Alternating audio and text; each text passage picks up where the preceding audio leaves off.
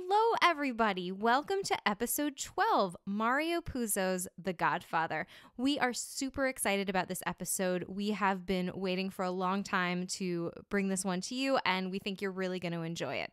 But before we get to that, let's talk for a minute about some listener feedback we received. So we got some feedback on our episode on The Fault in Our Stars from our chief medical correspondent, Dr. Matthew. Dr. Matthew would like it to be known that nothing that he says on this podcast constitutes medical advice or opinion, and if you have questions about your own medical care, you should talk to your physician. But Dr. Matthew is an actual physician. Not only is he a physician, he is a pediatric hospitalist, and so he's the perfect one to weigh in on the medical accuracy of The Fault in Our Stars. Full disclosure about two different things.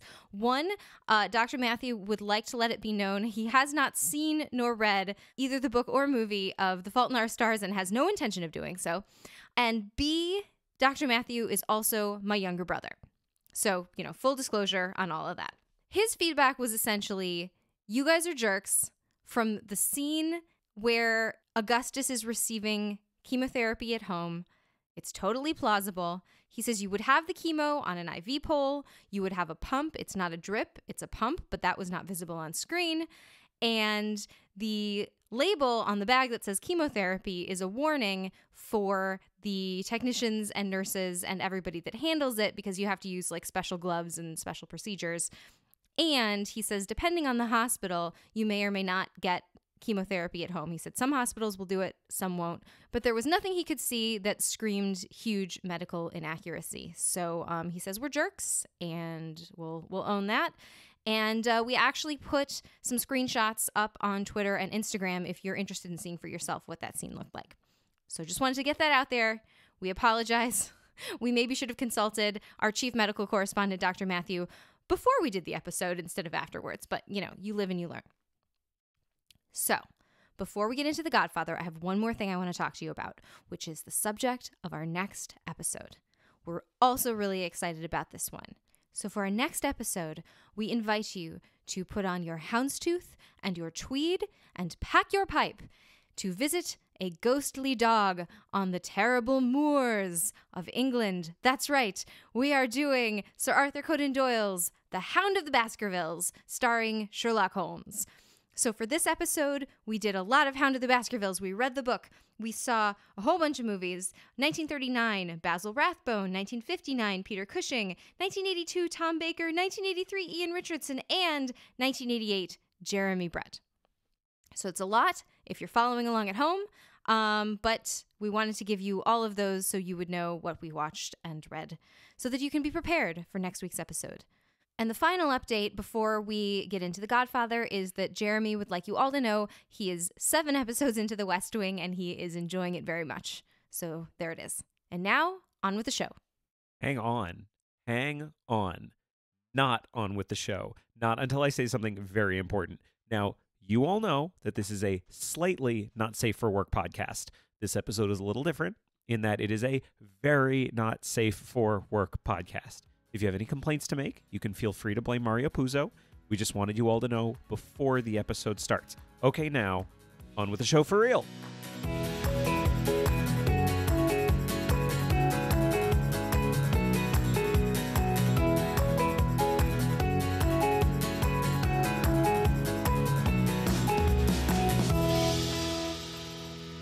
Hello and welcome to Adapter Parish. My name is Jeremy Latour. And I'm Arielle Lipshaw. How are you doing? I'm okay. Yeah? Are you excited about this episode? Yeah. Yeah? I've been looking forward to it for a long time. This is something we've been... Yes. So what are we talking about this week? Well, wait. What are we drinking in honor of this episode? We're drinking good old-fashioned red wine. Good old American blend. American blend. Well, it's very important because this week we're talking about The Godfather. The Godfather. Mario Puzo's The Godfather. seminal work. Seminal The being Godfather. the key. Seminal is maybe not a word you want to use. Super gross. Yeah. That's really gross. The book was really gross. Yeah. Apparently it was a movie too. Yeah. I thought it was just a book and a game. No. Yeah. Yeah, it's a game, you say. Yeah, there was a game. Mm-hmm. Yeah, we're talking about a whole bunch of fun stuff this episode. Cool. Yeah. So where do you wanna begin? The Godfather. This is a big deal. Like this is a lot of people's favorite movies. This is like a number one. It's very popular. Movie. Yeah. Where does it sit on the AFI Top 100 now? Is it number 2? Oh, I don't know. I'm gonna find out really quickly. I like how you're asking me as if I know that off the top of my head. I feel like we were talking about it though. The Godfather currently sits at number 2. Number 2 on the AFI Top 100. What is number 1? Oh, Citizen Kane. Why is Citizen Kane number 1? Because it's the greatest movie ever made. Explain why. Because I've seen it. I didn't enjoy it. I enjoy it so much. Okay. I love Citizen Kane. Do you? Yeah, I find it super, super watchable. Okay. My opinion about Citizen Kane is that it's the Emperor's New Clothes. My opinion is that you are the one who is naked. Wow. Your opinion is naked. Wow. Yeah. Wow. No. I'm your wife. And I love you. Citizen Kane is one of those movies that's like every movie, you can look at all cinema and say these are the movies that were made before Citizen Kane and these are the movies that are made after Citizen Kane. So it's important only as a benchmarker. It's important as a benchmarker. Also, it is very, very good. The quality is very high. All right. Yeah. All right. And it's an original work, so we never get to cover it on this podcast. Good, because I didn't like it. Whatever. Okay, what are we talking about today? We're talking about The Godfather. Okay, so The Godfather, I understand, is a very popular film. Yes. I've seen The Godfather a million times. I really like The Godfather. I've seen it less than 5 times. The Godfather is one of those things. It's fine. The Godfather is one of those things for me that's on my list of like, your faves are problematic. Do you know what I mean? Sure, yeah. It's one of those things that I actively turn off my brain to enjoy because I do enjoy it. Mm-hmm. But like if I think about it too hard, I can't enjoy it.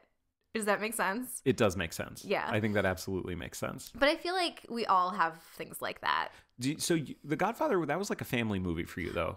No. It really... like that was weird. Not like it's a family movie. Like your parents plopped you down in front of it when you were but a wee one. But like when it's something like your dad was really into, and it was something that was like a family thing. No, it really wasn't. I hadn't seen it until I was like late high school, early college. Oh, okay. Because at one point I sat down with like the AFI, like we were just talking about the AFI Top 100 list, and I was like, I should watch all these movies, and I like kind of started at the top, so that like I deliberately watched it. I had never seen it. But it was something that my dad definitely like knew about and had quoted, but I don't remember him ever watching it with us. Like it wasn't something that he like shared with his children. That's fair. What about you?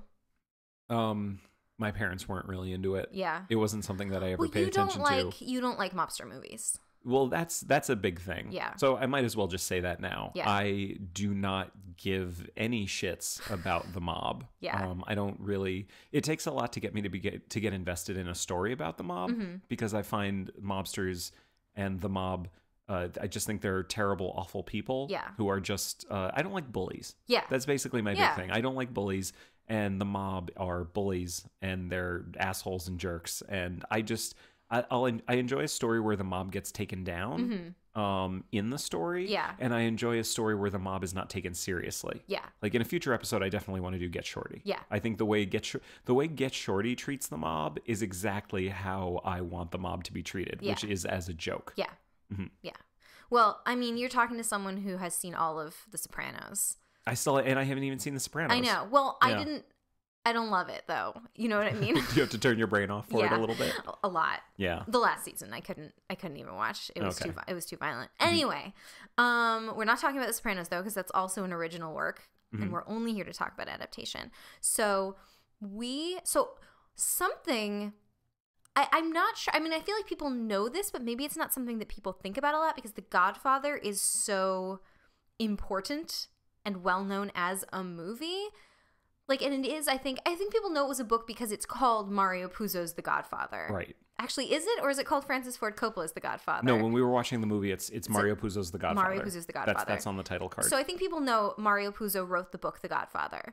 But I would venture to guess that of everyone who's ever seen The Godfather, only a small percentage of those people have read the book The Godfather. I think that we sit here in 2018 Yes. saying that. Yes, I agree with you. At the time, you think people would have read it. No, at the time, I think everyone had read it. Yeah, That makes sense. The book was a huge hit. And also, it was only published 3 years before the movie came out. It was published 8 years before the movie came out. Oh, 1969, 1972? 69? You told me 1969. Oh, it was 64. Well, you told me 69. That's what you had me write down. Here's the deal. If I said 69, then I'm gonna believe that it was 69. I like how we're vamping here. It was 69. Yeah. All right. Well, then I was just wrong. So it was 3 years before. Fine. Mea culpa. Good with the Latin. Yeah. Thank you very much. He's bringing the Latin. Yeah. I feel like we need to. Yeah. So yeah. No, the book was huge. Like, I think the movie was big. I don't think the movie was big because everyone was saying this is the greatest movie It was ever like, made. oh, this book is a bestseller and they're Yeah. making a movie out of it. Like the studio, I mean, we'll get to this in a little bit when we talk about how the movie actually got made, but like this was something that studios were fighting over. Yeah, This was in production for a while. Yeah.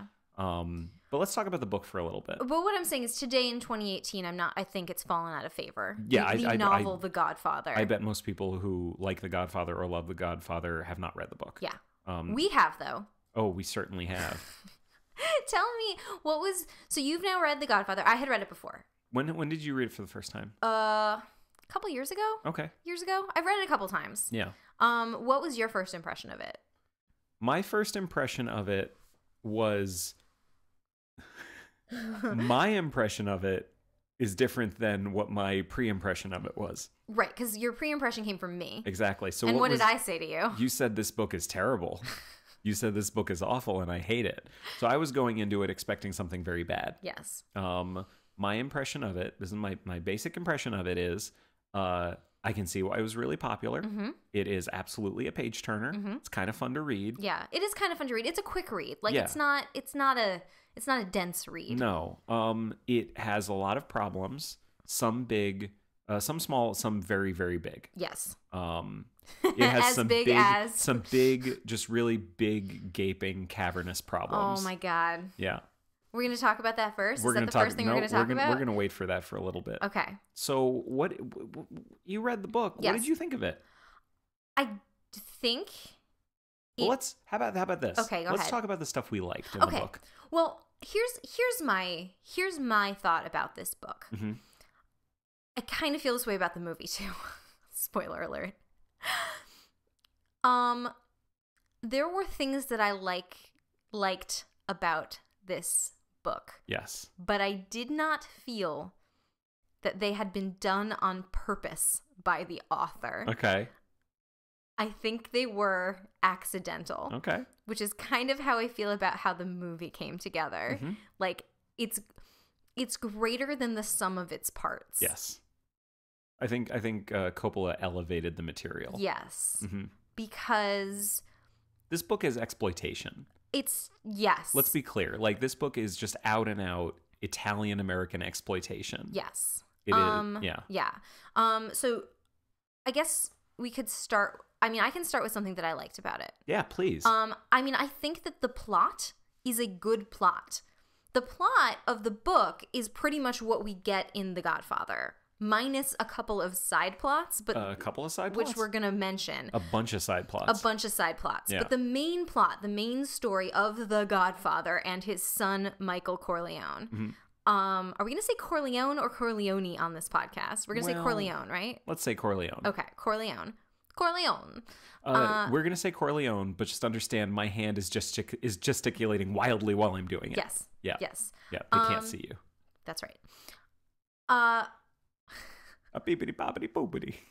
Bada bing, bada boom. You get right up close. You shoot his brains out. You blow his brains out. You shoot his brains out? You shoot his brains out. Oh my God. You blow his brains out. Bada bing, bada boom. That was what I was really quoting. Hi. Oh, yeah. Great. Fantastic. He's like sipping his wine at me. We're talking about the stuff we like. It's exploitation. It is, but it is well plotted exploitation. It's a good story. It's a good story. Yeah. It's a good story. Okay, I have a couple other things, but you go next. Let's each say like a couple things we like. You go next. Honestly, for me, I enjoyed how readable it was. Okay. It is what it reminded me of, and we've talked about this before. We talked about like Michael Crichton. Mm-hmm. Michael Crichton is not known for his writing ability. Yeah. He's not known for his he's known for his plotting. Mm-hmm. He's not really known for his dialogue. He's not known for his prose. Yeah. Mario Puzo, the prose in this is utterly forgettable. Yeah. The dialogue in it is really, it's nothing. Yeah. It's nothing dialogue. It's all exposition. Yeah. All anybody ever does is just tell other people about things. Yes. That they want them to know about. That's it. Yes. But the actual story is really engaging. Yeah. Right. That's what I was saying. Yeah. It is absolutely a page turner. Yes. I would say the other thing, and this is maybe a little bit of, this is the female character was surprisingly less underwritten than you would think section. Mm-hmm. Because one of the things that I really appreciated about it, I would doubt that there are too many people out there that don't know anything about The Godfather and don't know what we're talking about, but we didn't really mention like who the characters are or what this book is about. I literally don't think we need to. Okay, that's fine. We will. So Michael Corleone has a wife named Kay, who is played by Diane Keaton. And yet here we go. And yet here it is. The book gets into Kay's head far more than the movie does. Does it do it well?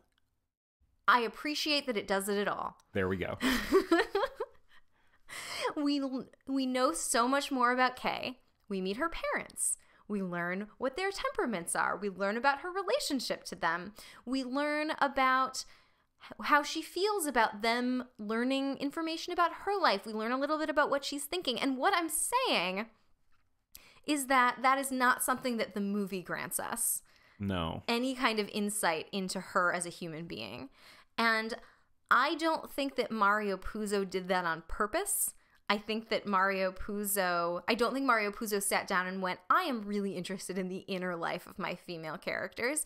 I think that he's interested in their inner life, but maybe not what's going on inside their head. Not the top innards, bottom innards. The bottom innards. We're going to get to this in a second. Yep. I don't think that was a conscious decision on his part. I think Mario Puzo is a failure. This book is a failure of editing. There is so much shit in this book that does not need to be there. We learn so much about so many characters and their backstories and where they grew up and what their father did and what their relationship to him was. The subplots have subplots. The police chief that Michael shoots, we learn about how he grew up with his dad, who was also a police chief, and how he was on the graft. And, we learn so much about his childhood.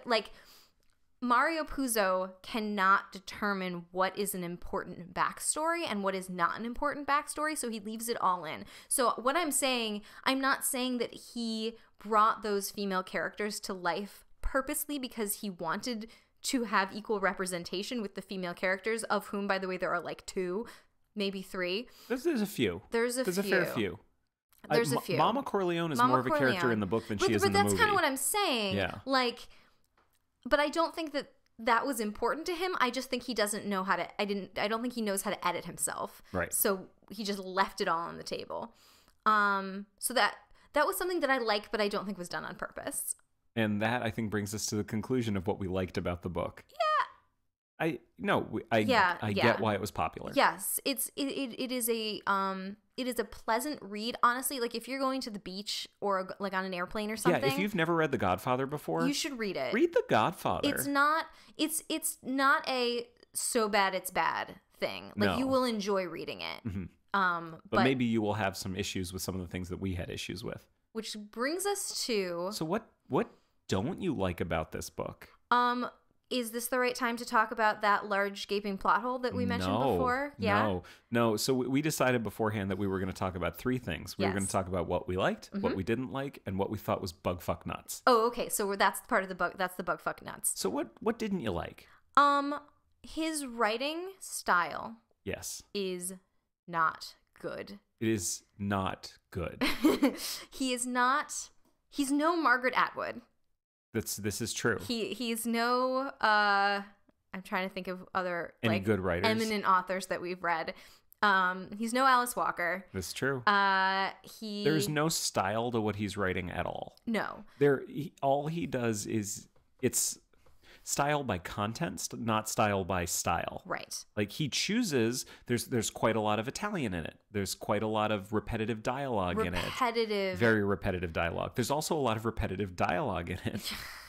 Well, that was one of the things I specifically mentioned to you when you said I said this book is not good, and you said why, and I said he uses the same phrases over and over and over again to the point that you fear that he's forgotten that he's already told you something. Like certain characters like Clemenza. Yeah. He's always called the fat Clemenza or Yeah. fat Clemenza. Like over and over and over, or the fat man, like over and over and over again. It's like, Mario, we know, we get it. He's fat. Like, move on. You have described him. We remember. We know who he is. There are certain phrases that come up over and over and over again. What is the number one phrase that he uses multiple times in the book? Pessinavante. 50 caliber. 90 caliber. 90 caliber. 90 caliber. I don't understand calibers. But it's like, it's but always... it's Pessinavante, 90 caliber. Right. They're always used together. Mm-hmm. Pessinavante is an Italian word that means like big shot. Right. And then it's always kind of translated as 90 caliber. Mm-hmm. So it's like this Italian word plus this weird slang, but they use it over and over and over and over again. And I actually counted how many times, because it does appear in the movie. How many times? Twice. That's it. Which is like a nice little tribute. No one ever says 90 caliber. No one says 90 caliber. It does not appear. Coppola understands that your Italian characters are saying the word Pessinavante. And you don't need to explain it. We don't need to explain it. It's just there. It's in context, and we get it. Mm-hmm. We do. There's just a lot that's just over-explained. Yeah. The best way that I can describe the book is... So, this is not a podcast about Star Wars.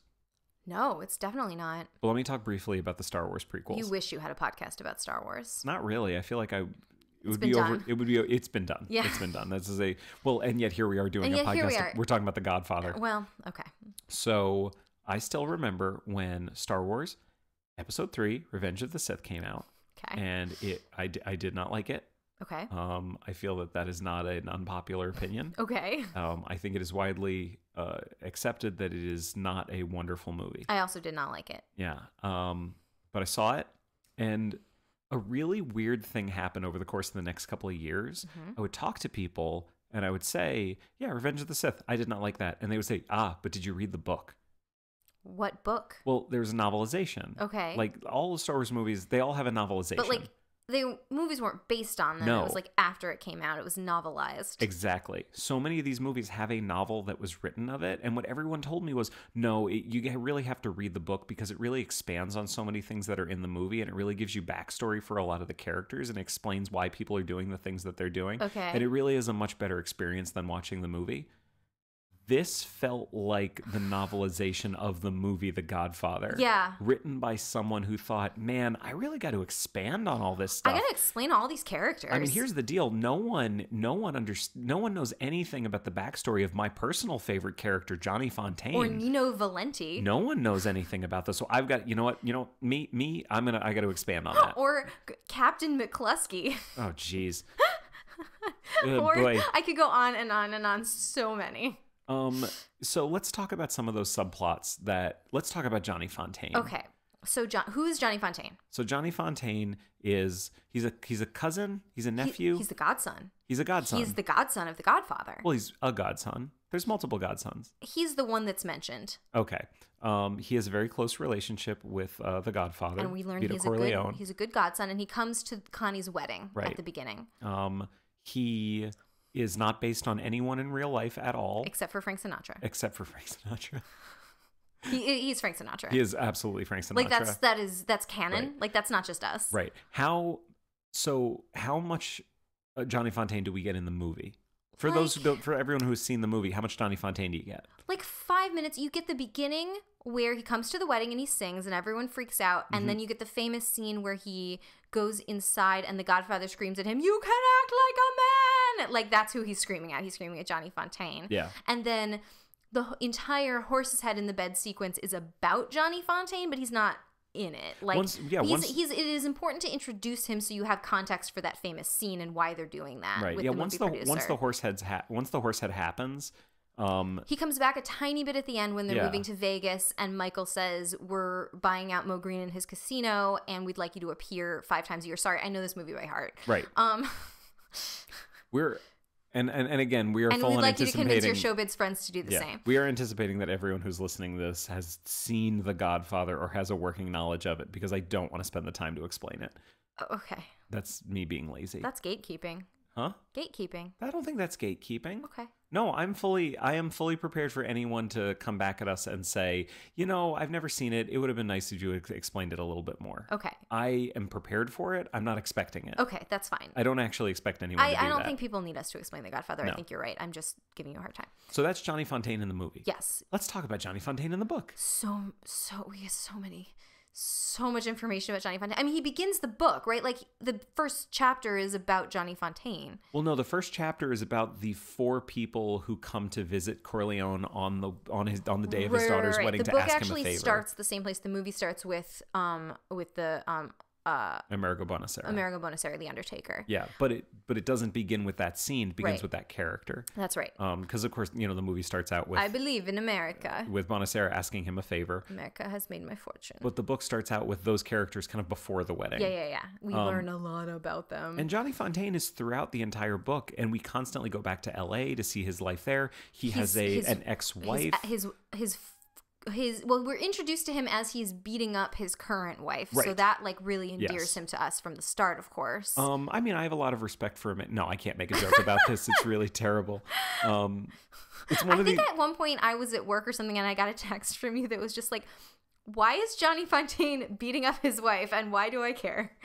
It's not good. No, it's very bad. So he has one wife who is his current wife, who's his current ex-wife. And then he has his previous ex-wife who he has a good relationship with. They're good friends. They have 2 little girls that he loves. And she is very patient with him for no reason. He's a terrible person. And we see him on dates with other people and how he kind of we really get into the psychology of he's getting older and he can't sing anymore and he wants to seduce these young girls, and we get into their psychology of how it feels good to them to refuse him. But you know what I will say? Do you know what part of his story I really identified with? None of it.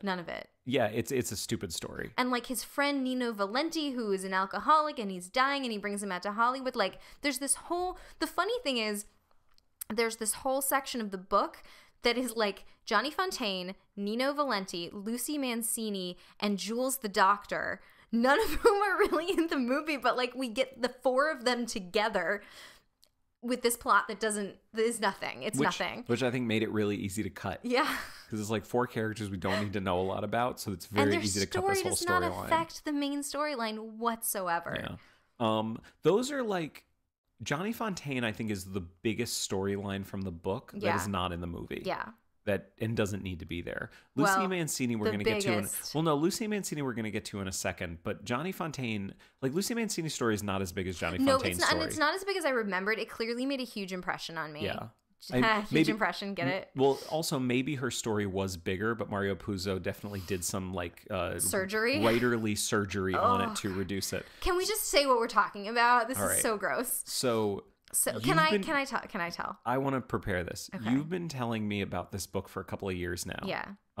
Ever since we started dating. Yeah. Because you started reading. You read it before. Yeah. And you always said, "Oh, I've read The Godfather," and the one chapter that is just absolutely insane to me, and this is not the official title of the chapter, but this is what you titled it to me. Yeah. Please continue. What is the chapter? Lucy Mancini's Giant Vagina. And it's not even a chapter title, it's a character. Yeah. Her vagina is a character. Her giant vagina is a character. It has its own motivation. It has an arc. It has a death scene. It has a death scene. It has needs. It has desires. Yeah, it does. It loses the great love of its life. If you haven't read The Godfather, you think we're joking. But there is a subplot about a woman who has a giant vagina. Well, let's just remind everyone that Lucy Mancini is in the movie. So we see her at the beginning. She is the one that Sonny Corleone. She's Connie. She's Connie Corleone's best friend, and she's her maid of honor. Yeah. And she is being stooped by Sonny Corleone, the bride's brother. Yes. She is graphically stooped in the bathroom. She's in the movie. Well, it's a bedroom. She's in the movie. No, it's a bathroom. It's a bathroom? Yes. Yeah, whatever. She is in the movie. Yes. She appears throughout the movie before the death of Sonny. She appears throughout a little bit. Like, she appears every now and then. Is she? I thought she was only at the wedding. No. She shows up later. Okay. She definitely shows up later. There's a scene where Sonny goes to her apartment. Oh, you're right. Yeah, it's definitely implied that Sonny is. He's having an affair with her. Like they're having an affair. They're having an affair. And so there's two things that Mario Puzo makes very, very clear in the book, and both of them have to do with two characters' genitalia. One, please tell me, my dear wife, please tell me about Santino Corleone's penis. It is very big. We know this. It is so large. We are told that it has frightened sex workers into tears when he was only 16 years old. Now, what do we know about... And his wife fears the marriage bed. What do we know about Lucille Mancini's vagina? It is too big. It's too big.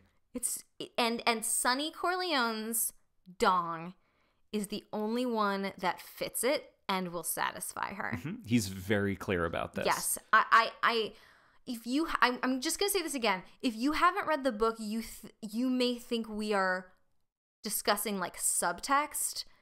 This is not subtext. There's nothing subtle about this. There is no subtext in this book, to be clear. So this is all factually stated in the book.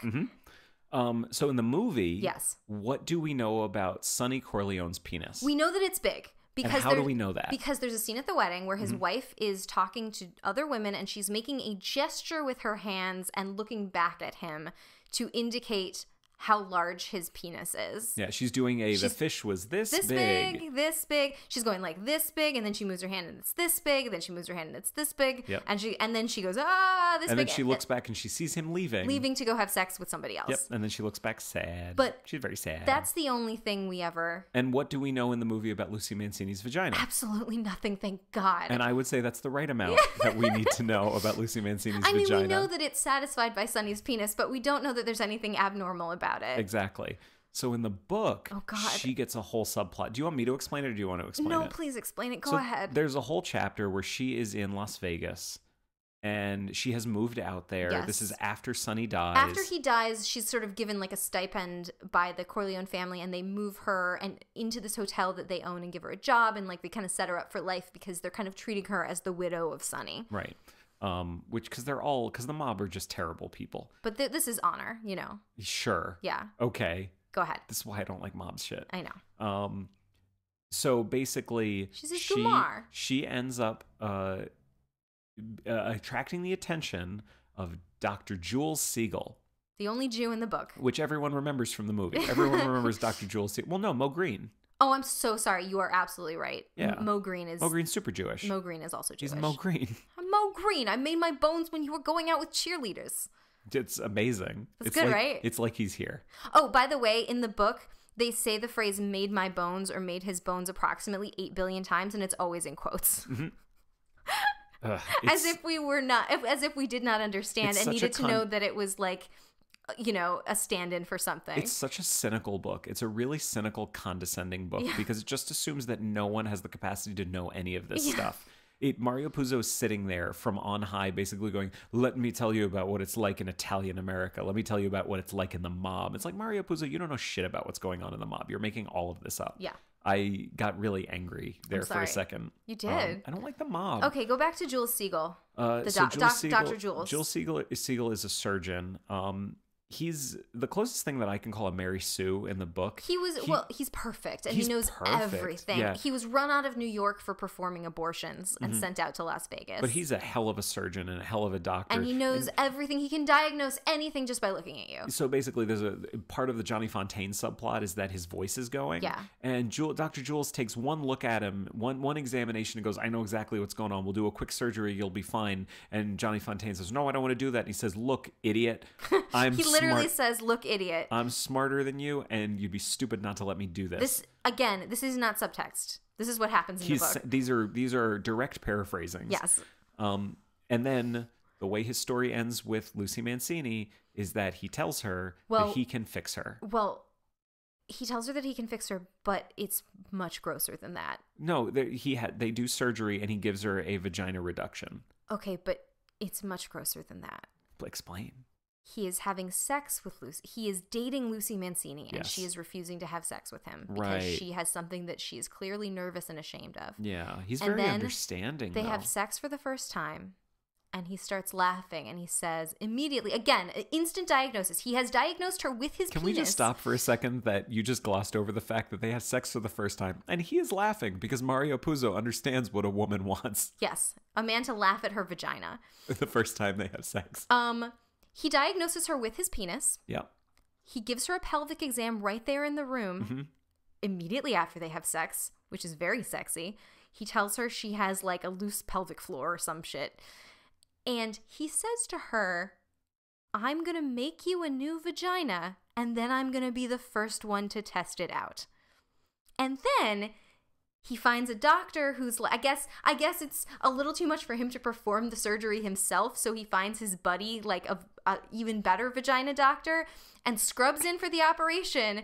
And the other doctor, while Lucy is laid out on the table, says to him, I'm jealous of you. I'm going to make it extra tight for you. So, like, I just feel like this is something that's hard to get past. And this is indicative of the way sex is treated in the book. Yeah. Like, the really way gross. Mario Puzo treats sex the way a 12-year-old treats sex who has seen porn but has never had sex. Right. It's the bag of sand scene from the 40-Year-Old Virgin. I haven't seen it. Really? No. Oh, it's very funny. It's basically him describing sex in graphic detail. Yeah. But it's this very kind of nudge, wink, wink. Just as everybody knows, this is what sex is like. And it's really like, clinical too. Yeah. Like, it's gross and clinical at the same time. Can I say something I did appreciate about Mario Puzo's depiction of sex? I would love for you to do that. At one point, I'd like to know it's possible. Early in the book, Lucy is having sex with Sonny, and I believe the line is something to the effect of, he touched her vulva. And I just appreciate that Mario Puzo knows the difference between a vulva and a vagina. And there we go. Yes. There we go. Just in case anyone didn't know, here's a quick anatomy lesson.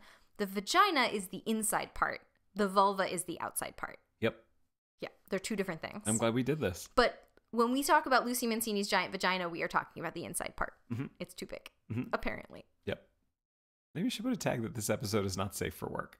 I mean, we put an explicit tag on all of these, right? Yeah. Do you want to put like a special content warning? Maybe I'll do a special content warning. I think you should do a special content warning. Yay. I don't know if anyone listens to this with children, but you should not.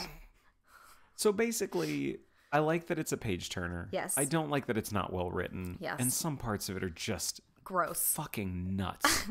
Bug fuck nuts. Really gross. We gotta give this woman who invented the term bug fuck nuts some kind of royalty, because I feel like this is becoming a segment. I'll make sure she gets some credit. Okay. So that's the book. Yes. Do you have anything else you need to say about the book? No, The Godfather? I think we've covered it. The only other thing I will say is that there is an entire one of the things that's weird to me about the book is the way he decides to treat the time of the book.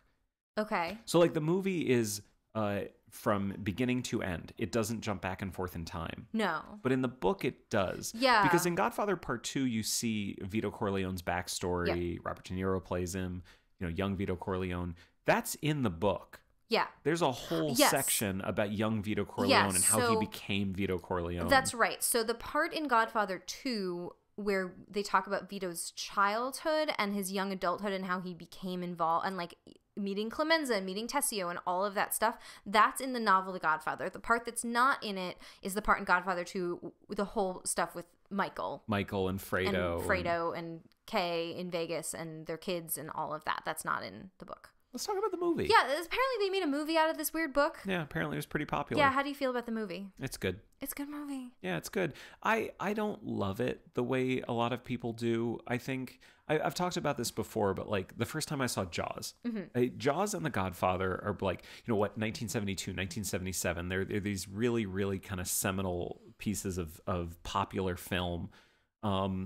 Jaws, my reaction was, oh my God, people need to know about this. Do people know about this? Yeah, you've told that story in the podcast before. I know, but with The Godfather, I saw it and I was like, oh, yeah, this is as good as everyone says it is. I'm sure someone can explain to me why it is as well regarded as it is, and I think it deserves the accolades that it gets. It's a really, really wonderful movie. Good film. But it always, to me, felt a little arbitrary that The Godfather became the most popular movie of the kind of more realistic, gritty 70s of American film. Yeah. It seems like there are other movies that could get that title, but The Godfather is what everyone has kind of agreed on is the best of that. Well, Francis Ford Coppola made another movie around the same time starring, I always forget his name, the same actor who played Fredo, called The Conversation. Was he in The Conversation? Yeah, it was him and Gene Hackman. Because The Conversation's fantastic. Yeah, but like I always wonder why The Conversation isn't a bigger movie. Well, and I think it's because of the exploitative nature of The Godfather. Yeah. And I think it has to do with the book. Yeah. Like it's both really, really good and really, really popular and appealing. John Casale. Yeah. Whereas The Conversation is really, really good, but it doesn't appeal to pop culture the way The Godfather does. Yeah. Because it's not really about something that the public looks at in a kind of taboo way, which crime and the mob is. It's more of like one man's story. Right. Did I ever tell you I saw a theater adaptation of the movie The Conversation? I bet that was really interesting. It was awful. I didn't say bad. good. I didn't say good. It does not translate well. I really like that movie. It's a good movie. If anyone hasn't seen it, you should definitely see it. Yeah. But the movie, so I found out a few things about the making of it. Yeah. Please go into that. Having seen the movie, I saw the movie before I read the book. And when I was reading the book, a couple of things were going through my head. First of all, I was really interested to know, why did Coppola make this? Because, like, was it something he was really passionate about? Was it something he thought, only I can bring this to the screen? Yeah. That was something I did. As an Italian-American, this is my duty. I didn't know if that was something that was important to him. And then reading the book, I was shocked at how the movie is absolutely the book, just minus all the shitty stuff and slightly elevating the good stuff. Yeah. I was saying this to you before, that the best way that I could describe the difference between the book and the movie and what I perceive to be the writing process of Francis Ford Coppola, who wrote the screenplay, is like a sculptor chiseling. It is like Michelangelo chiseling David out of marble. Yes. It's basically saying, no, this is bad, this is bad, this is bad, Don't this is bad. add. Don't add. This is good. I'm going to leave this and I'm going to polish it. Yes. So I'm going to leave only the good stuff and then I'm going to polish the good stuff. Yes. Coppola doesn't really add anything to the movie. There is nothing in the movie that isn't in the book. But he certainly gets rid of anything that doesn't matter. Yes, that is correct. The Johnny Fontaine thing we've already talked about is cut so far down. Lucy Mancini's giant vagina is much smaller. Well, we don't know. It's normal. No, we don't know whether it's small or big. We know nothing about it. I'm making a joke. He performed surgery on Lucy Mancini's giant vagina. There it is. The chapter. Oh my god. Chapter 22, by the way, if you just want to like dip into the book. Oh yeah, absolutely. Gross. So I found out a few things about the making of the movie. Okay, go ahead. One of the things I found out is that Coppola this was not a passion project for him. He thought the book was trash. Yeah, well, it is trash. Yeah. The studio, because it was such a popular book, the studio said, we are going to make a very big movie out of this. They looked at a lot of different people. They picked him because he was cheap and because he was willing to do it. Yeah. And he was not their first choice. Yeah. And this was not his first choice of project. Who was their first choice? I don't even remember at this point. What's important is that it wasn't Coppola. Scorsese. I don't even think it was Scorsese at that point. Yeah. So Steven Spielberg. So basically, Steven Spielberg wasn't Steven Spielberg until the late 70s. I understand that. Yeah, Jaws was like 77. Again, making a joke, but that's all right. Please continue. Maybe you should explain it. That will make it funnier. So basically, I found out, and I just got the finger. So I found out about the writing of the movie. A couple things I found out. Yes. First of all, there are two screenplays of this movie. Okay. One written by Francis Ford Coppola, and the other written by Mario Puzo. Oh, dear God. They wrote separately. Okay. They both wrote their own drafts and then came together. So Puzo was, I guess, involved, but it doesn't sound like he was very involved in the making of it. Uh-huh. And basically what Coppola did, he literally took the book and just cut out the pages that he thought were literally cut out the pages that he thought were important. Good. And made a script based on those. It shows. It shows. This movie feels like someone who said, I'm going to do the best with what I have. Yeah. Like, and he did a really good job. Yeah. I think if this was a passion project for him, there would have been a lot more original stuff in it. Yeah, that's fair. But like, maybe it speaks to the virtue of restraint. Mm-hmm. Because it's a really good movie, and it's also like 3 hours long. Yeah. So, like, what would he have added, and how long would the movie have been? Mm-hmm. I mean, he could have made huge changes. I He doesn't know, but change anything. He just removes. But like, maybe you don't need to. I guess that's what I'm saying. Like, maybe that in some cases, depending on the source material, but maybe that is what makes a good adaptation. Maybe don't add, just do what there is really well. Like, remember when we did Pride and Prejudice, we said the 90 whatever it was 95 94 miniseries was excellent. I mean, it was 6 hours long, but it was excellent because it just took the book and did the book. It didn't add anything, didn't subtract anything. But it added a lot of dialogue. Yes, but it didn't add any plot, any That's major true. plot, and That's true. It didn't subtract anything really. It just did the thing. Right. If this did the thing, like, I would be very interested to see at some point in the future if like HBO ever makes a Godfather miniseries that is cool. the whole book. That actually would be really cool. Wait, no, it wouldn't. Yes, it would. We just talked about how we don't like the book. You know what? I guess I take it back. We gotta get on the same page here. Not if HBO did it. What if Hulu did it? If HBO did it, we would see Lucy Mancini's giant That's vagina. what I'm saying. But what if like Hulu or Netflix did it? Like someone that is doing like more like cooler stuff. Like I do not think. I think it is Handmaid's Tale style Godfather. I would see it as one of the most unnecessary adaptations of all time. Okay. I think that. What if they had a point of view though? What if it took a point of view?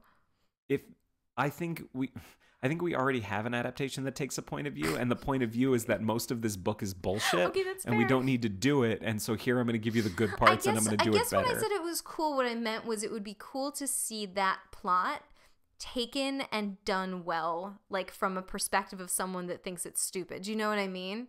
I don't think it's possible. Okay, that's fair. No, that's fair. Yeah. And maybe it's not possible. That's probably why no one's ever done it. I would find that unlikely. Okay. Yeah. All right. But here we have 1972's The Godfather. Yes.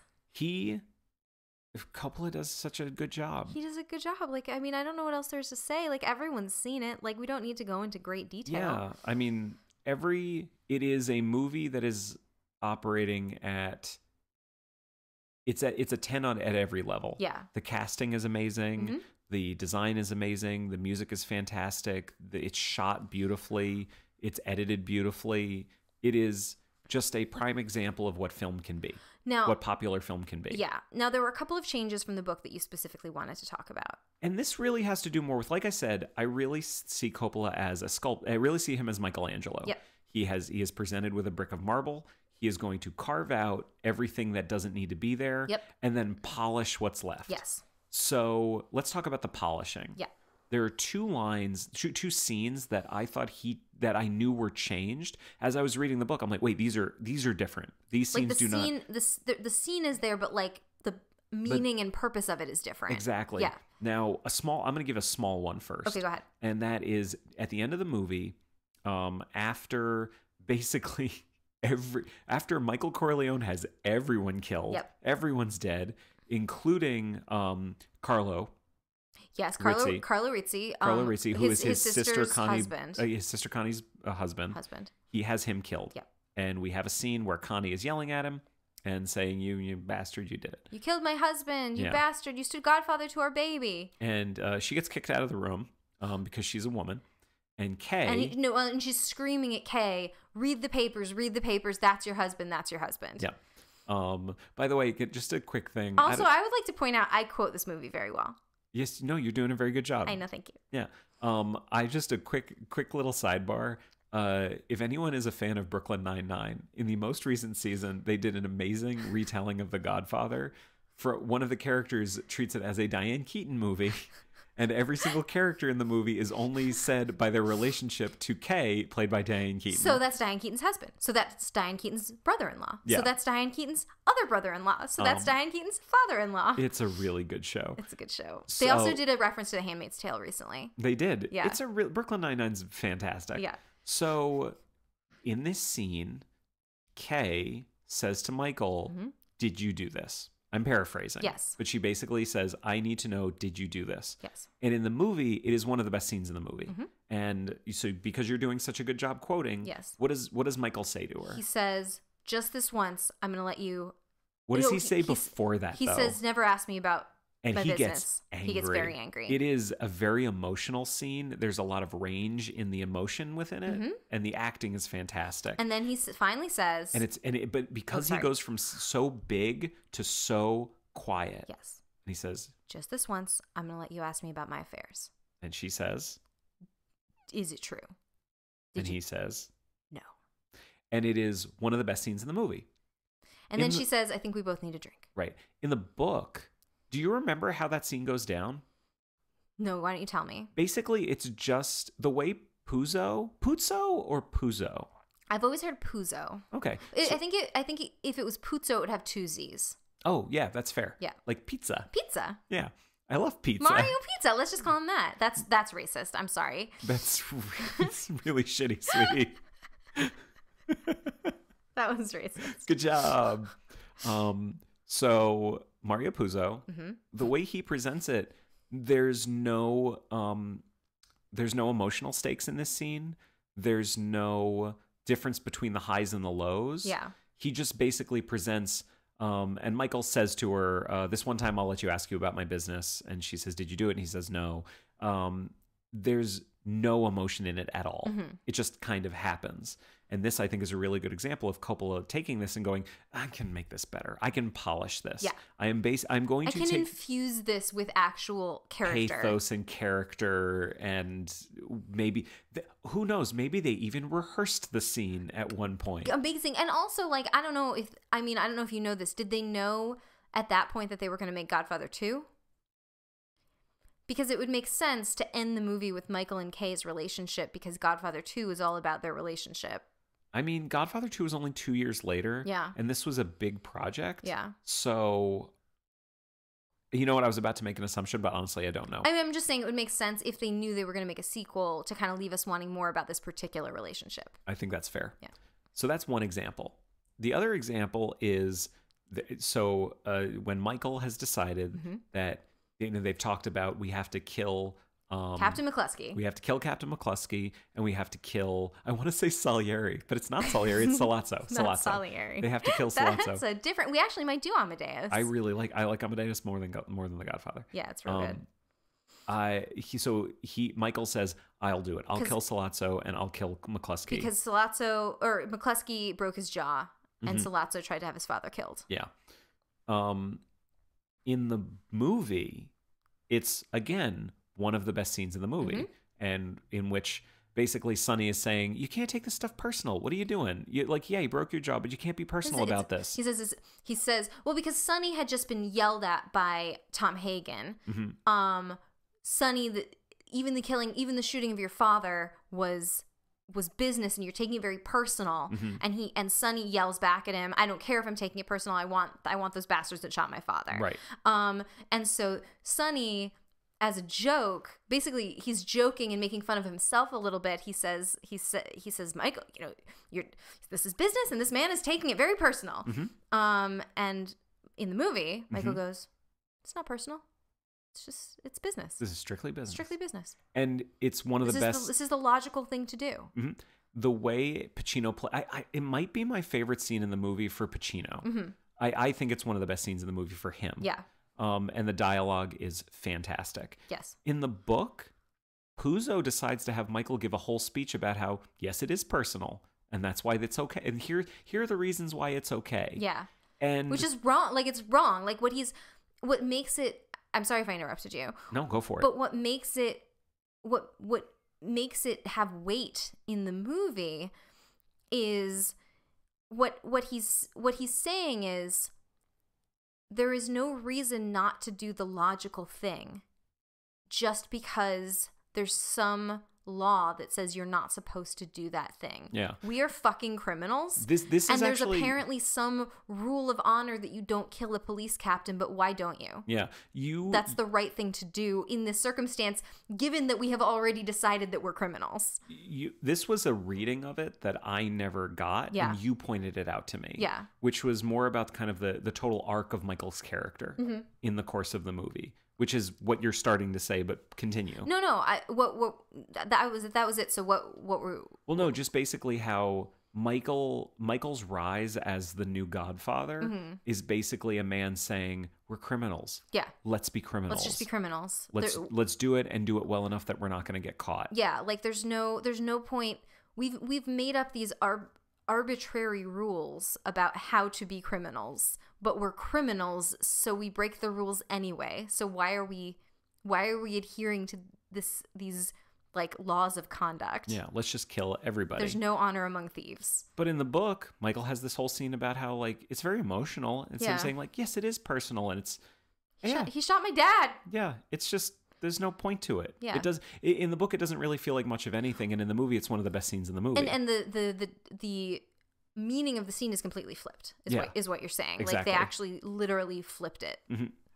Yes. So those are two examples that I can give of a place where Coppola didn't just cut. He also cut and then polished. Yes. He said, I'm going to elevate this. I'm going to make this better than it was before, but I'm not really going to add anything. Yes. I'm just going to have a clearer idea of what this is. What are some thoughts you have about the movie? Well, I think this is a good place to talk about how the female character is a little underwritten. It's just a great segment. So there are a couple of women in the movie. Full stop. Kay has lines. Kay does have lines. Mama Corleone has a couple of lines. In a song. But then at the end, remember when Connie calls home and she's the baby's crying. Why are you calling? I don't understand. Sonny, take the phone. I don't understand. Well, then clearly it passes the Bechdel test because it's two characters talking about something other than a man. That's actually, well. They're talking about a baby. No, they're talking about a male baby. Yeah, I'm reaching here. You are reaching because one of them's not in the scene. Yeah. And then there's Lucy Mancini who doesn't have any lines. Yep. I think those are the only. No, women. she does have a line. I believe her line is Sonny. Sonny, when she's being effed in the bathroom, she's moaning, Sonny. Effed in the, and I didn't know what was going to come after, and I'm glad you said bathroom. In the V. Yeah. She's being effed in the V. Yeah. We got to put an explicit tag on this episode. No, it's taken care of.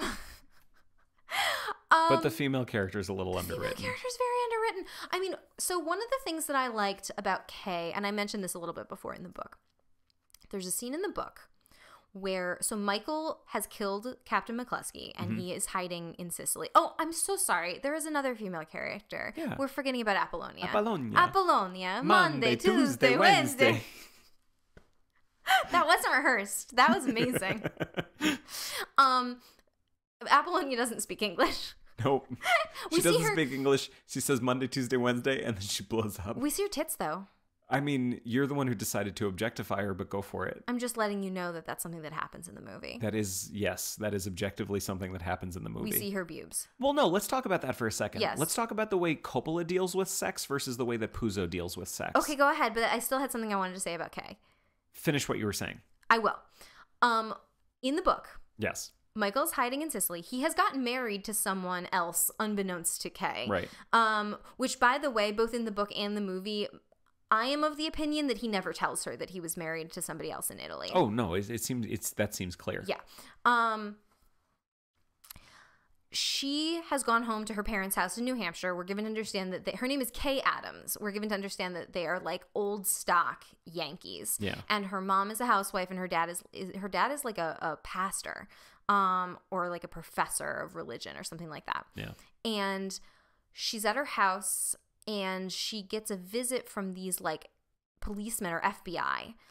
And they take her in a room by herself and say to her, has Michael contacted you? And she says no. And they said, would you tell us if he had? And she says no, because she loves him. Like, yeah. And they threaten her, and they say, if you don't tell us or agree to tell us where he is, we're going to go out there and tell your dad that you and he have been shacking up together and registering in hotels as Mr. and Mrs. Michael Corleone. We know from the book that they've been sleeping together. Yeah. And she kind of laughs, and she goes and gets her dad and brings him in and says, go ahead, tell him. What were you going to tell him? Mm-hmm. Go ahead. He's right here. And I love that about Kay. I love that about the relationship that Kay has with her dad. Mm-hmm. And that she knows that he's going to be, like, just that fact, just that we, like, I think I'm giving Mario Puzo a little too much credit here for his portrayal of a relationship of, like, a father and daughter. But I think that it is something really nice to know about that character, that she has this relationship with her father, that she doesn't care. She'll tell him anything. She knows that he won't be mad. Like, she knows that he'll support her against these, like, FBI guys, and she doesn't care. And they do tell him, like, they're like, well, sir, like, we're sorry to have to tell you this, but fuck you, we're gonna do it. Yeah. And he's like, okay, fine, I don't know what you're trying to tell me. And it's just really nice. It's just a really nice moment about that character, and it's a nice thing that we learn about that character. That is absent in the movie, to be clear. That is not something that we see of Kay, like her relationship with her parents or her other life. We know that she's, like, up in New England somewhere, and that she's, like, teaching school children when Michael comes home from Italy. Yeah. And I think when we watched the movie, there's the scene when Michael comes back and he finds her and he says, this is what I want. I want you to marry me, and I want us to be a family. Yeah. And we have to have children.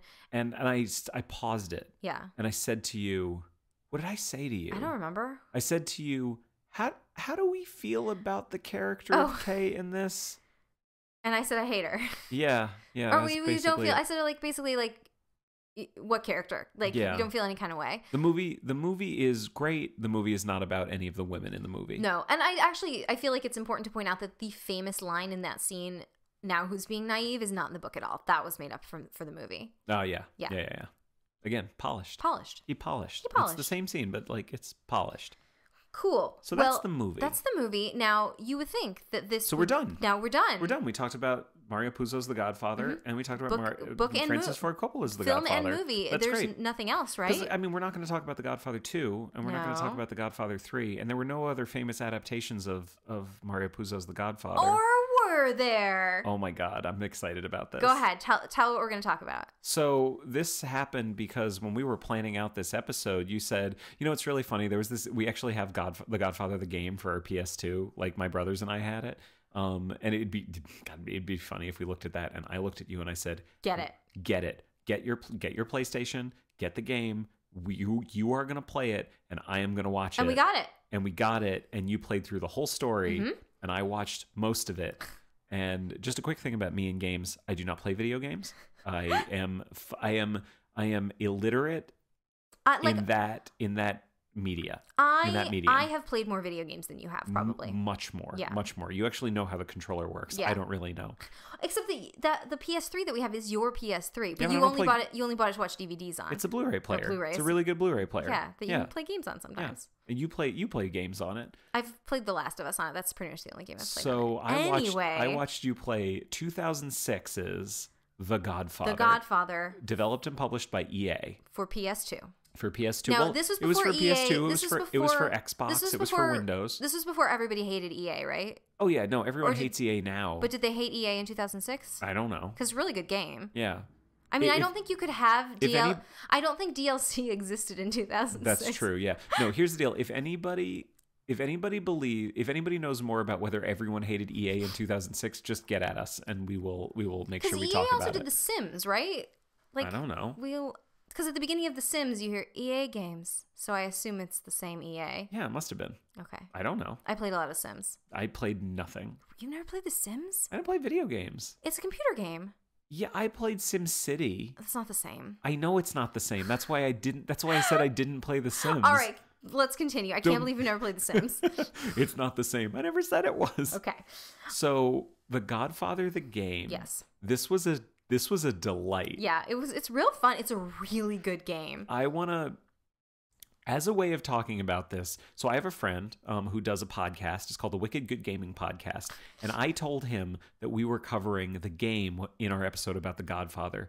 And I asked him to record a little bit of his reaction to that and why he loves the game. What's up, everybody? It's your boy Papa Dom coming at you, pre-recorded and indirect from across the internet. I am the host of Not Another Gaming Podcast and co-founder of WickedGoodGaming.com, and was enlisted by the good folks here at Adapt or Perish to chime in on why I love the video game adaptation of The Godfather. The original version apparently covered way too much of what was already said on the show, so now I'm recording this again, holding my microphone like an absolute maniac, and I'm going to give you 2 reasons, no more, no less, on why I fucking love this game. First of all, the game is authentic and immersive.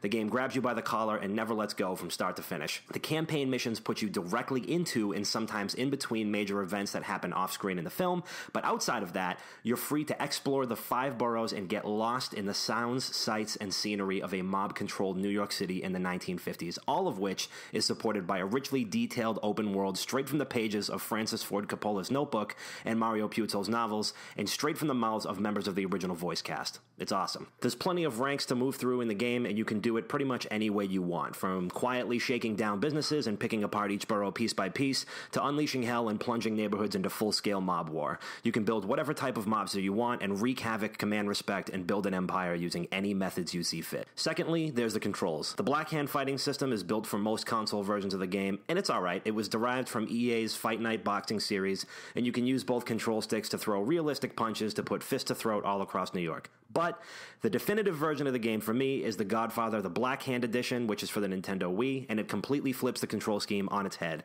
It allows players to use the Wii's motion controls to throw left and right jabs, hooks, uppercuts, grabs, you name it. You can also deliver brutal finishing moves. You can open palm slap your opponent, pistol whip them, snap their neck, whatever you want to do.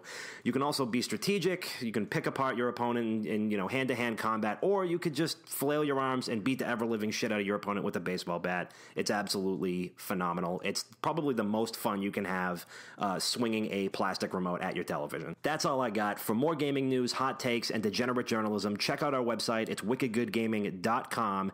Subscribe to us, Not Another Gaming Podcast, on Spotify, Apple Podcasts, Stitcher, or wherever else you listen to podcasts, and follow us on Twitter at wickedgoodgames. You can also check us out at 9 p.m. Eastern Time every single Thursday night at twitch.tv/wickedgoodgaming, where we record our podcast live. It's a lot of fun, and if you like talking about video games, you should definitely check us out. And with that said, enjoy the rest of the show. So that's my friend Dom, and that's what he thinks about it. Yeah. But yeah, like he got so excited. My friend got so excited. And this is someone that knows a lot about video games. This is someone who does a podcast just about video games. He does the vidya. Yeah. This was a really, really fun experience to tell watch about you why. play this. Why? Well, let's talk about it. Okay. So here's a few things we found out about it. And these are things that, like, I went from not even knowing this game existed to finding out so much about it. Yeah. So let's talk about the cast. Yes. It's 2006, so like they were mostly alive. The graphics are janky as hell. Yeah. Compared to modern standards. But not too bad. Not too bad for the time. Yeah. No, for the time it was good. And we're playing it, and Sonny starts talking, and you're like, "That's Jimmy Caan. That's Jimmy Caan. That's old Jimmy Caan." Right? Because then you're like, "Wait, but that's not just dialogue from the movie. Like that's different dialogue. That's different dialogue, but that's 100% Jimmy Caan." Yeah. And then Tom Hagen starts talking. I go, "That's Robbie Duvall. Yeah. That's Jimmy Caan and Robbie Duvall. Like they're in this." And like, turns out they are, and they are absolutely in it. And then Corleone starts talking, and I think Abe Vigoda's in it too. Abe Vigoda's definitely in it. Yeah, that's definitely Abe Vigoda. Bless him. Abe Vigoda, as we record this, bless him, has shuffled off this mortal coil. If you go to isabevigodadead.com, it just says yes. Oh, it's really sad. It's really, really sad. But he only died last year. Yeah, 2015, right? No, I think. Yeah, because I was thinking it was 2017. Yeah. No, he died 2016. Oh, okay. 2016. Anyway, I'm he's sorry. no longer with us. Bless him. So they actually, like, this was high profile. There was a premiere. This had a premiere the way a premiere unto a movie premiere. Nigh unto.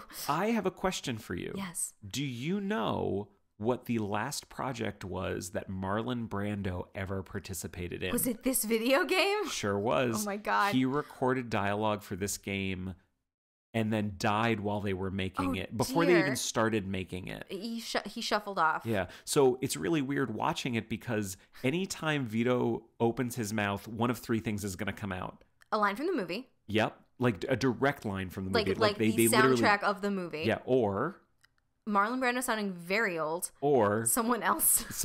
And it doesn't sound the same. Yeah. Like the person they got to do Vito does a good job, and it almost would have been better if he had done the voice the whole time. There are people out in this world. There's not enough gauze in your cheeks. There are people in this world that go about demanding to be killed. He's not just eating the whole movie. He put gauze in his cheeks. I take care of my family. I'm not ashamed to take care of my family. So they're all in it. Like Sonny is a big character in this. Oh yeah. Like so Sonny. Well, we'll get to who you are in a second. Yeah. There is one actor who does not appear though. Yeah. Oh yes. Who is that? It is Mr. Pacino. Mr. Albert Pacino. Is it Albert or Alfred? I don't know. Is it Alfred Pacino? It's not Alfred Pacino. Hold. Hang on 1 second. I don't think it's Alfred Pacino. I don't know what it is. Hang on. What's his name? Alfredo? Yes! James Pacino. It's Alfred Pacino. Alfredo. It's not Albert though. So he's Fredo. You were 50% wrong. He's I was Fredo. 100% wrong. He's Fredo. Actually, no. Fredo is Federico. Exactly. So Al Pacino. Yes. Is Sir not appearing in this game? Yes. There it is. Do you know why? You told me why, but I don't remember. Go ahead. So there was another game that was in development at the same time. Okay. Based on a little movie called Scarface. Oh dear. First you get the money, then you get the women, then you get You're not as good at quoting Scarface as you are The Godfather, I've never are you? seen it. Yeah. Wait, what's the line? I don't know. I've never seen it. Isn't it first you get the this, then you get the this, then you get the women? I don't know. Okay, go ahead. I've never seen Scarface. That's like the most famous line. Is it? Yes. Okay, 100% it's not. It's "Say hello to my little friend" is the most famous line from that movie. See, but clearly not, because I don't know it. You don't know "Say hello to my little friend"? You don't know first you get the money, then you get the something, then you get the something? I don't know where our relationship stands at this point. We're legally married. In the state of Massachusetts. Oof. They didn't ask us about Scarface lines on the marriage certificate. How can you possibly say that "Say hello to my little friend" is not the most famous line from that movie? I mean, I've heard that line, but I didn't necessarily know it was from Scarface. Well, it is. Okay, great. And therefore it is the most famous line because you've heard both lines and I've only heard that one. We are digressing severely. This is important. So there was another company that had the rights to Al Pacino's likeness. Okay. Is that why he doesn't look like him at all? That's why Michael doesn't look like Pacino and is not voiced by Pacino. That's crazy. Because EA literally did not have the rights to use the likeness of Alfredo Pacino. Like not even just get him for the voice, but to use his face. Couldn't even do it. Because it doesn't look like him at all. Not even a little. Yeah. Yeah. Now, this is the interesting thing. Okay. Who is the main character of The Godfather, the book, would you say? Michael. Okay. Who is the main character of The Godfather, the movie, would you say? Definitely Michael. Who is the main character of The Godfather, the game? Well, in my game, it was Morty. Right. Tell me about you. Tell me about the player. Okay, so tell me about the main character. I am a young man. Yep. Who, much like Batman, my parents were killed Mm-hmm. as I was but a wee child. Yep. And this is all a cutscene from the beginning of the game. Yeah. And the Godfather showed up. My dad was like a maid guy, I guess, for the family. Mm-hmm. And the Godfather showed up nigh unto my father's deathbed and took me under his wing and said, "You will grow up to avenge your father." But how did he sound? You will grow up to avenge You will grow up to avenge. So you have to put like gauze in your cheeks. You have to sound like Zoidberg. No, you sound too much like Zoidberg. Wait, let me do it. You will... Just skip it. You will Skip grow it. up. You will grow up to... I can't do it now. Now you've made me self-conscious. I can't do it. It was like Marlon's in the room. Shut up. So tell me more about Morty. You'll grow up to avenge your father. Tell me more about Morty. So that's... I got to choose what he looks like within a very narrow range of possibilities. You could choose any race as long as it was American Italian. Olive skin to pale. Any gender. As long as it was men. As long as it was a man. Any hairstyle, any hair color as long as it was brown. Yep. And I don't think you get to choose whether it's greasy or not because I'm pretty sure it always is. It's always slicked back. Yep. And I could choose whether or not he has a mole.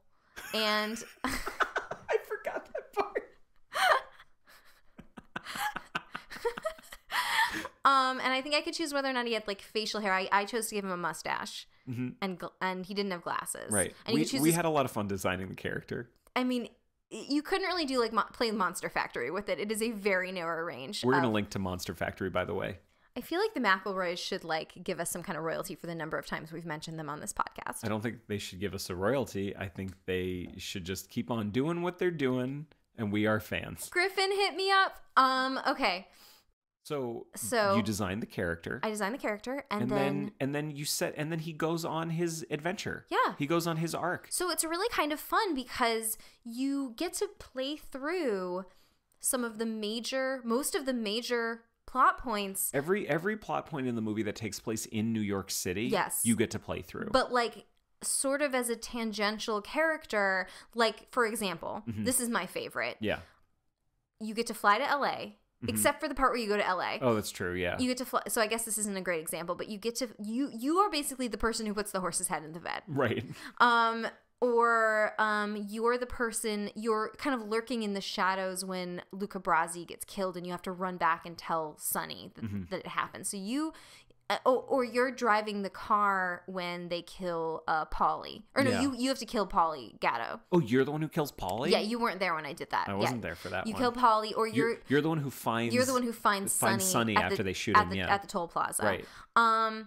So, like, all of the... And then as you work your way through, you're sort of getting promoted within the family. So there's all of that. And that playthrough, like if you just did that, it's not a lot of gameplay. It's like 8 or 9 hours maybe, not a lot.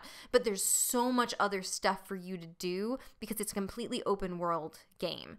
So there's like all these businesses you can take over. You can start mob wars with the different families. You can take over, you can bomb their compounds. You can take over their warehouses. You can extort and beat up anyone you want. You can steal. There's a lot of driving in the game because it's there's all these different, all the neighborhoods. So there's like, you start out in Little Italy, but you can go up into Midtown. You go to Hell's Kitchen. You go to Jersey. You can go to Brooklyn. So there's a lot of driving. There's a lot of stealing cars and driving. So you have to consult the map. There's like a little map in the game. You have to consult it a lot. You can do hits. So you keep getting assigned to do like hits on people and you have to kill them in like specific ways. But you can choose like what you do when. But every time you complete a mission, you get more respect, which makes it easier for you to like take over other businesses. It was so weird for me to watch this because I am, like I said, kind of functionally illiterate when it comes to video games. Yeah. All of these things are popping up on the screen going like plus to this and minus to this. And it's like plus to Vendetta. Yeah. Like plus 15 to Vendetta. Explain that. So there's other families in the game. Like it's the 5 families. And so your relationship with those families. So if you kill those guys, if you kill some guys from the Tatalia family, your vendetta goes up with the Tatalias, so they're more likely to like try to beat you up if they see you. And then like if you kill enough of them, you've started a mob war with them and you have to finish the mob war. And how do you stop a mob war? You have to go and bribe an FBI. You have to find an FBI agent and bribe him. Oh, jeez. Plus 15 to heat. That's if you do something that's illegal, like out in public, and if you do enough of it, the cops will come and try and chase you. Oh my God. Plus 25 to respect. So that's like people literally will respect you more. So like if you're walking down the street, what's it like to extort a business at the beginning of the game? Like they'll be like, you'll go and you'll say, I want to take over your bakery. You should pay me some money. And they'll go, no, fuck you. There's swearing in the game. Oh, there's a lot of swearing. There's way more swearing in the game than there is in the movie. Yeah, they'll go like, no, fuck you. You can't do that. And then you have to beat them up a little bit. And then they'll say, no, I'm sorry. Okay, you can take my business. But then as you go on in the game, certain businesses you'll walk into, you'll go, I want to take over your barbershop. And they'll be like, oh, yes, absolutely. I'm happy to do business with the Corleones. Like, it's really, it's good. Yep. It's a good game. These are all things that just like were completely foreign to me. But it was all very, very fun. Yeah. So what are so we talk about the best thing that I could compare it to, and like as I'm watching you play it, I'm going, oh, this is Rosencrantz and Guildenstern are dead. Right. It's a movie about a minor character that doesn't really matter being made the main character. Right. Like every scene in the game starts when a scene in the movie ends. Yes. And then ends when the next scene in the movie starts. Yes. Yeah. And you are, so let's give, what is the biggest example that you can think of your characters, Morty's involvement in the goings on in the movie? Talk about the end of the movie. Oh, so the end of the Godfather movie and book, Michael kills the heads of all the 5 families at once. Mm-hmm. So and Mo Green. So you, Morty, have to run around. I just called it Morty. You can call him whatever you want. You have to run around New York and kill all of these guys. You have like a little timer ticking, and you are the one who kills all of them. Like, so it tells you what to do, but like you have to. It kind of walks you through. It's a pretty easy game actually, as games go in terms of difficulty. Like you basically have infinite lives, so if you get killed, you just start over like from a checkpoint. But so you are the one that kills all the heads of all the 5 families. Which, from a logistical standpoint, is really accurate. That's really poor planning on Michael Corleone's part. Yeah. It's really weird that he would give one person the job of doing all of that. Because literally the entire point was that it all happened at once at the exact same time. Right. And in the game, it takes place in the course of 12 minutes. Yeah, or and you have to something drive like all that. around New York. Talk about my driving skills. Your driving skills were fine. Your driving skills were really good. Your driving skills were great. Driving in this game was maybe my favorite part because it's the part when we just became a couple driving. Yeah, because you have to drive. Like if you have to drive from Hell's Kitchen to Brooklyn, like it takes a while. Like you don't just get transported there. There's no mechanic for just choosing on the map where you want to go and you just show up there. You have to steal a car and drive there. Sometimes the cars blow up. A good while, and it is very hard to control the car. And also all the other cars are going very slow, and you want to go very fast because it is boring. So tell me about the different types of cars. What happens if you steal a pickup truck? What does that entail? Well, the pickup trucks are a lot more solid, but they don't go as fast. What about a sedan? They're kind of in the middle. They go a little faster, but they're a little more delicate, so they might blow up. What about a sports car? Those go very fast, but they blow up very easy. Yes, and you have to think about all of this stuff. But you can use them as weapons, too. Like, if you know the car is going to blow up and you're being chased by enemies, you can jump out of the car and leave it and run as fast as you can, and the car will blow up and it'll kill all the dudes. All the dudes. All the dudes. All the Goombas. It's a real fun game. If you have a PS2, I highly recommend it. Oh, yeah. Everything I've heard is that this was a very popular game. Yeah. All I remember is from Wikipedia saying that they made one for Godfather Part 2, and it was not received very well. Well, one of the things... Godfather 2, the game, is very much the Godfather 3 of games. Oh, boy. One of the things that I do like about it, because I was reading a little bit about it on Wikipedia or whatever as well, the people that made it... Or whatever. You have seen the level to which we do research for this. No, it really interested me. The people that made it put a lot of research into it as an adaptation. Oh, yeah. If we're talking about our quadrant, they loved The Godfather and really wanted to do it justice. And the reason that you can tell specifically, if you've read the book, there's stuff in the game that's not in the movie, but is in the book. Yeah. There's a whole speech that the Godfather gives about how there are men that go about this world demanding to be killed and blah blah blah blah. That is not in the movie. Yeah. It's word for word from the book. They pulled it from the book. Which Lucy Mancini is not in the game, thank God. There's no women in the game at all. No, that's not true. Oh, no, I'm sorry. There is a woman. There's Frankie. What about Morty's girlfriend? Morty's girlfriend. So there's a made-up character that the creators of the game made up named Monk Malone, and you're dating his sister, Frankie, who's kind of a tough broad. And at one point, she gets killed. There's nothing you can do to make her not get killed. It's part of the story that she gets killed, and then Monk. It's terrible. Yeah, Monk he gets killed too. Morty gets his whole. He gets a whole story. Yeah, because it turns out, who had his parents killed? Barzini. It was Barzini, wasn't it? Yeah. Yeah. So at the end. Oh, you can talk to Barzini, and he says, "Yes, I killed your parents," and you're like, "Ah, screw you," and you shoot him in the head. Yeah. Yeah, it's good. There's a lot to that story. He gets a whole thing. Yeah. Yeah. He gets his vengeance. Mhm. But as far as the driving goes, your driving is fine.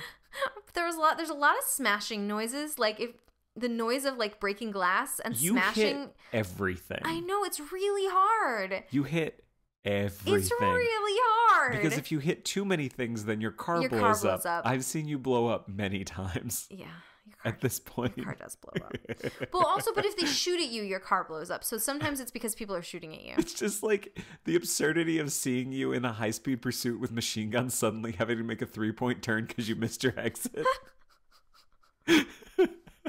And I'm yelling at you to check the map to see if you don't have to get off at that exit. Can you look at the map? Can you make a left? Can you make a left on 34th Street? Can you turn down Broadway? I'm like, babe, I'm driving. It went very well, Yes. and our relationship survived the playing of the game. It did. What are some other things you like about the game?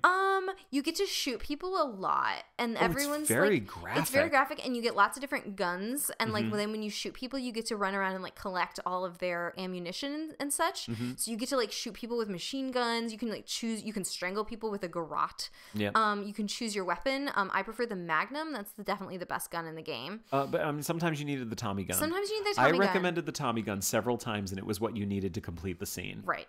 Yeah. The Tommy gun is good. I never upgraded it. Probably if you upgraded it, it would be a little better. But what happens is it runs out of ammo really fast. Oh, okay, yeah. But I did upgrade the Magnum, and it's really good because you can kill a guy with one shot with that Magnum. The vast majority of the killing and death that I witnessed in this game was you killing people with magnums. Yes. There are two ways that you kill people that just are so unsettling for me. You can strangle. Well, you break people's neck, right? Yeah, you go, Yeah, you really you get around them and you snap their neck. But the other one that's so messed up is when you're shooting someone in close quarters, You can, you shoot do, them like, a headshot. You shoot them in the body, and when they start to go down, you point directly down at the top of their head Yeah. and just blow their brains out. there's, like- And you do it all the time, and I still love you, Yeah. but I'm troubled. There's a million different ways of killing people in the game because it's actually there's if you kill someone in a way you haven't killed them before, you get like a little achievement. Oh, Jesus Christ. So there's like a list you can look didn't and know that. you can look and see all the different ways that you've successfully killed people and like all the ways that there are still to kill people. What did we find out about Molotov cocktails? Where do they work very effectively? Oh, if you accidentally throw them at yourself. I think we found that outside they're fine. Outside is better. Inside is not great. so good. Yeah. Also, if you don't get away from the exploding car fast enough, it will kill you. I've seen many of your cars kill you. Yeah. Yeah. Yeah. Yeah. It's very sad. It's very bad. Mhm.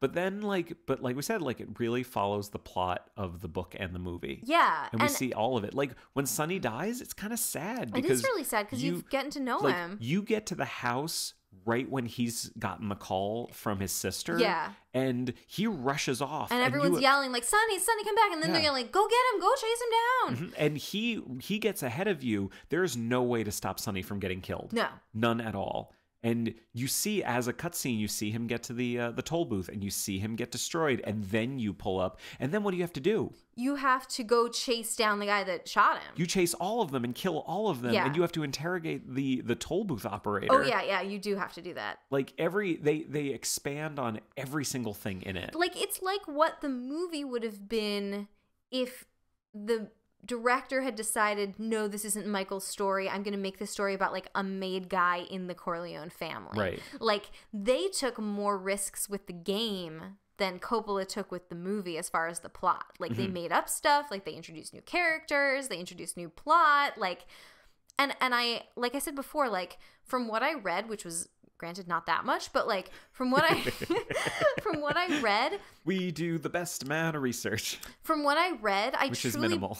From what I read, I truly believe that they took it seriously as an adaptation Yes. of Mario Puzo's book, The Godfather, and Francis Ford Coppola's film, The Godfather, the story, The Godfather. They wanted to do a really good job, and I think they did a really good job. I think they did too. It was, I will say this, watching you play it was super, super fun. Just to watch. It was really, really fun. Yeah. I actually regret that I missed some of it. Yeah. Because there Well, were times we can play through it again. where I was working and you were playing through it. Yeah. But I was there for most of it. Yeah. And I was there for the end. Yes. Which was really, Yeah, I wouldn't really have done fun. the end without you. Yeah, I appreciate that. Yeah. I think we were actually going to record this episode before you finished the game. We want to finish the game. But then we were like, no, we got to finish this. This has to Finish the happen. game. So what other thoughts do you have about this? I think that's it. I mean, let's do our quadrants. So, I mean, it's a little bit hard. I guess it's a little bit hard because I feel like. Well, let's talk about the movie. Well, no, but let me just say something really yes. quick. I feel like we have mostly talked, when we've been talking about our adaptations, as the source material, the original thing, usually the book, as being the pure and true platonic ideal of this story. That's true. And anything else can either live up to it or not be quite as good. Right. In this case, we are talking about something, well, there are a couple things, I guess. Even if we've talked about in some cases where like the adaptation, the movie was maybe a better movie than the book was a book. But I'm not sure we've ever before come across a situation where the adapter was like less cynical than the creator of the original thing. Do you know what I mean? Like sometimes the movie was a better movie than the book was a book, but I don't know that we've had an example before that the adaptation really transcended the source material to really be the thing that everything else. Does that make sense? Am I making I think we have done an it before, understandable and distinction? I think it was Jurassic Park. Yeah. No, I think you're right. I guess you're right. Yeah, it was Jurassic Park. Yeah. I think we'll end up doing it a lot because there are a lot of times where the book is a fine book. Because we've talked about this before about like, is the book as good at being a book as the movie is at being a movie, or the game is at being a game? I guess I feel it feels a little different. Because like, how would you say The Godfather, the book, stacks up in the annals of American literature? Bad. How does the movie stack up in the annals of American film? Good. Not just good. Great. I mean, great. It is number 2 on the AFI Top 100. How does the game stack up? Excellent. Yeah. Like I think a lot of people love it. Yeah. No, when Michael Crichton was writing Jurassic Park, I guess I'm speculating maybe a little too much. I maybe like all of these authors are dead. We can't talk to them. I guess just maybe I may be like 2 or 3 degrees past a point of reasonable speculation. But it just seemed to me, Michael Crichton is maybe not the best writer, but I feel like Michael Crichton really believed in what he was writing. He was invested in it. He thought, I'm going to write a good book about dinosaurs. See, I thought Mario Puzo thought he was going to write a good book about the mob. I don't know. It feels a little bit different to me. I can't. I'm having a hard time verbalizing why it feels different.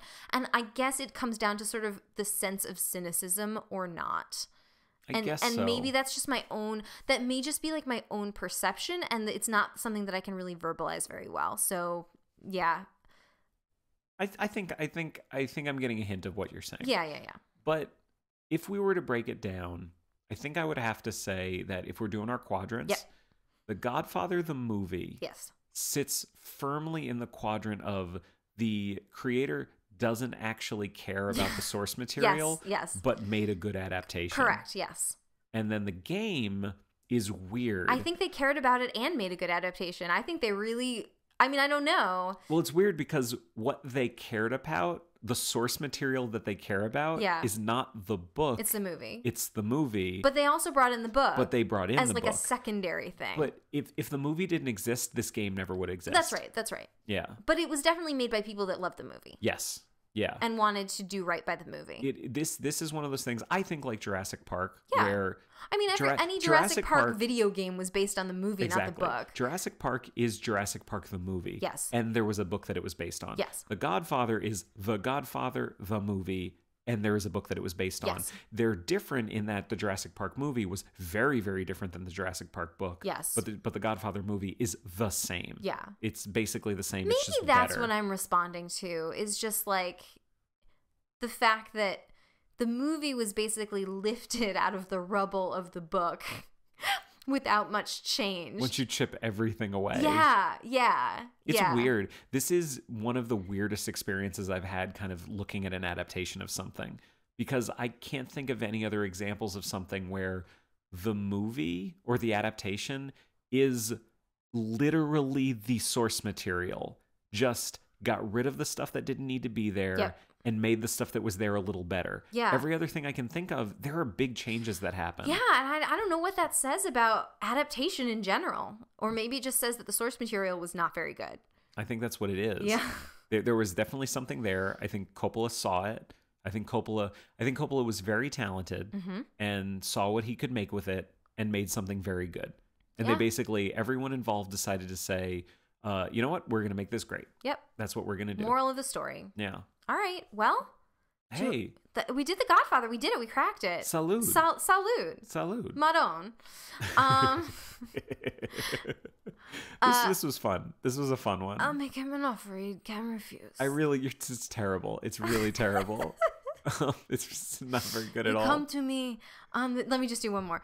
You come to me on the day my daughter is to be married, and you ask me to do murder for money. One of the last thing I'll say is I really like, in the book, Puzo says that Luca Brasi goes to Corleone and expresses that he wants his first grandchild to be a masculine child. But he doesn't, you never hear Brasi say that. Yeah. You just, Puzo tells you that. Yeah. And then Coppola decides, oh no, I'm going to literally have him say that. Yeah. I'm going to turn that into dialogue. Yes. Well, I just say one more thing. In the movie, when he says, I hope that the first child is a masculine child, you think, oh, that's Luca Brasi. Masculine child is a really weird thing to say. No, that's Puzo. That's Puzo. That's just, he uses the word masculine to mean like male or man consistently throughout the book. Yeah. That's not Luca. So that I think that's a really good example of editing. They used that really weird phrase and made it into a weird thing about one character, as opposed to just being like, oh, Mario Puzo just uses that word in a strange way. Yeah. Thus concludes The Godfather. The Godfather. As reported on by Adapter Parish. Yes. All right. Well, it was very nice hanging out with you this week. Thanks, babe. Yeah. Do you want to say how people can get in touch with us? Yeah, people can get in touch with us in a number of different ways. You can find us online at adapterparishcast.com. Find us on social media at AdaptCast on Instagram and Twitter. And you can always get in touch with us on email at adapterparishcast@gmail.com. We always want to hear what you have to say. Any corrections that you may have for us, we're very excited to hear about. And if there's any thing that you think we should cover in a future episode, please let us know. That's all I've got to say. I just have one more thing to say. What's that? I believe in America. Have a good week, everybody. Bye.